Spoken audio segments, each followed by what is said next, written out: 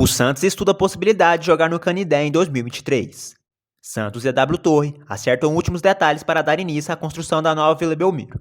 A nova arena seria para 30 mil torcedores, com assentos cobertos e 500 vagas de estacionamento. Os valores do negócio giram em torno de R$400 milhões, com a W Torre atuando como gestora do estádio pelos próximos 30 a 35 anos. O presidente da Portuguesa, Antônio Carlos Castanheira, revelou, na última semana, que a Portuguesa deve fechar uma parceria com o Santos para a reforma e utilização do estádio do Canindé na próxima temporada. Quando indagado acerca das obras nas numeradas, que estão ocorrendo desde o mata-mata da Série A2 do Paulista, o dirigente confirmou as conversas com a diretoria santista. Não é nada disso. Não. Mas tem exposições, né, a parte dos ferros, né, que já estão... É velho, né? Antigo, né? Então, mais de 50 anos, né? Fizemos agora. A gente tem que dar um tapa legal, uma coisa bacana, para que a gente possa ter isso daí já pronto para né? O Santos está fazendo isso com a gente, é bem capaz do Santos jogar no Canindé. Legal. Falei ontem com o presidente Ruedas, né? Já tem uma equipe do Santos fazendo análise. É mais outra fonte de receita para Portuguesa. As tratativas entre Lusa e Santos não são recentes. Na disputa da Copa São Paulo de Futebol Júnior deste ano, a diretoria do Santos cogitou a utilização do Canindé como palco para a decisão da competição de base, caso avançasse com a melhor campanha. Além disso, em junho, Andrés Rueda, mandatário do Peixe, colocou em discussão a possibilidade de fechar uma parceria com a Portuguesa para utilizar o estádio durante uma reunião da diretoria santista. O presidente Castanheira revelou que não apenas as arquibancadas, como o gramado terá reformas com a ajuda da diretoria santista. Tem o Pacaembu. Né? E a Vila também vai ser mexida, né? Então, o Santos é capaz de fechar essa parceria com a gente e a gente deixar o estádio do Canindé não só pronto no assunto numerada, mas a qualidade do gramado para é outro.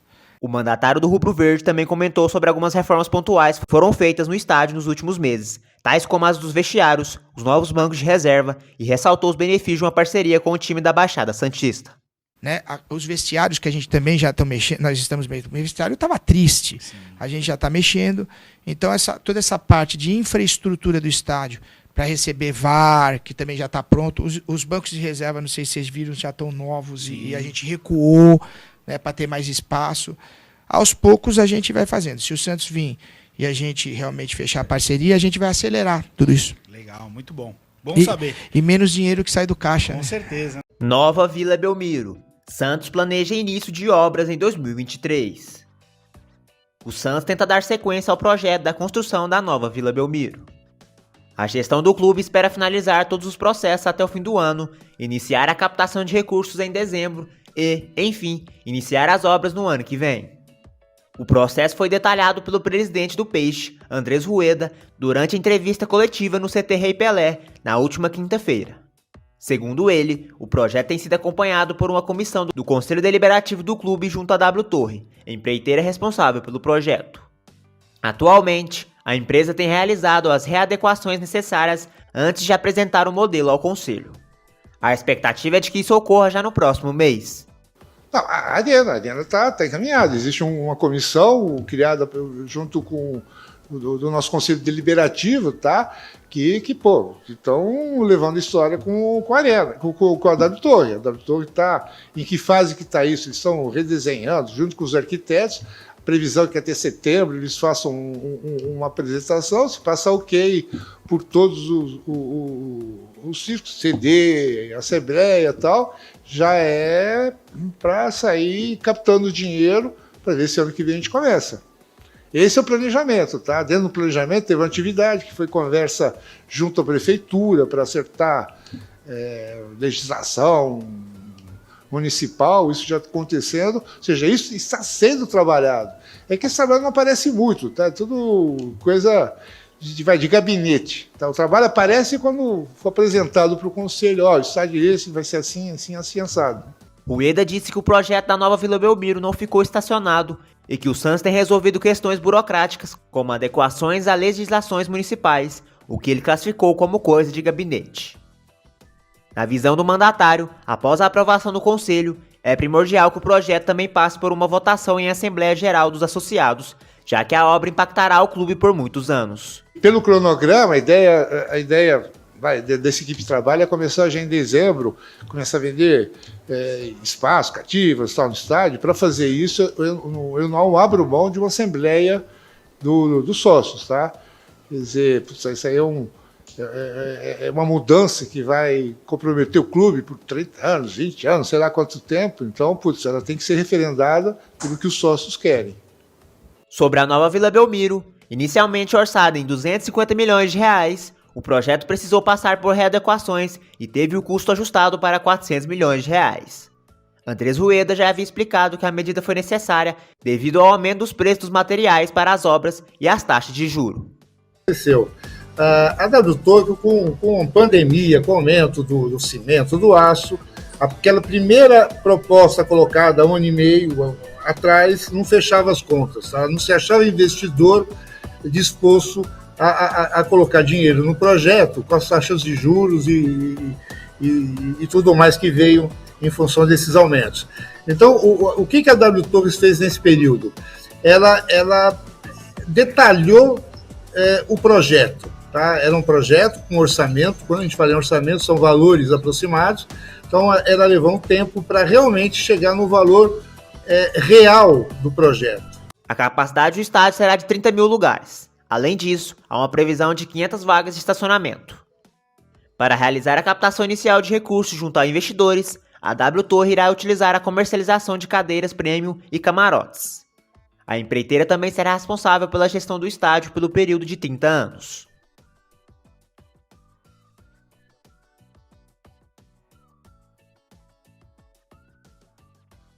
Grande artilheiro do Brasileirão com 14 gols marcados, Pedro Raul dificilmente permanecerá no Goiás para 2023.